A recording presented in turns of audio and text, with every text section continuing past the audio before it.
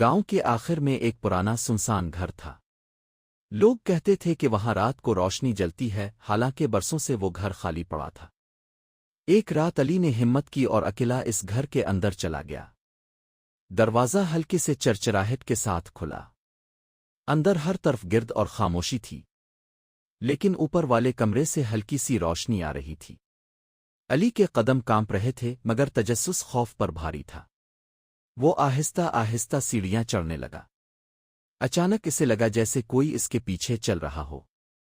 اس نے مڑ کر دیکھا، کوئی نہیں تھا۔ اوپر پہنچ کر اس نے کمرے کا دروازہ کھولا۔ اندر ایک پرانی میز تھی اور اس پر ایک ڈائری رکھی تھی۔ ڈائری کے پہلے صفحے پر لکھا تھا، جو بھی یہ پڑھے گا وہ سچ جان لے گا، مگر واپسی کا راستہ بند ہو جائے گا۔ علی نے کانپتے ہاتھوں سے اگلا صفحہ پلٹا، اور اس کا رنگ اڑ گیا۔ اس میں اس کا نام لکھا تھا، اور آج کی تاریخ بھی۔ اچانک دروازہ زور سے بند ہو گیا۔ کمرے کی روشنی بجھ گئی۔ اندھیرے میں ایک آواز گونجی، تم دیر سے آئے ہو علی، ہم تمہارا انتظار کر رہے تھی۔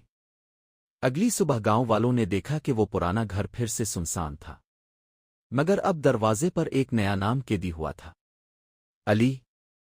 اور کہتے ہیں، آج بھی وہاں رات کو روشنی جلتی ہے۔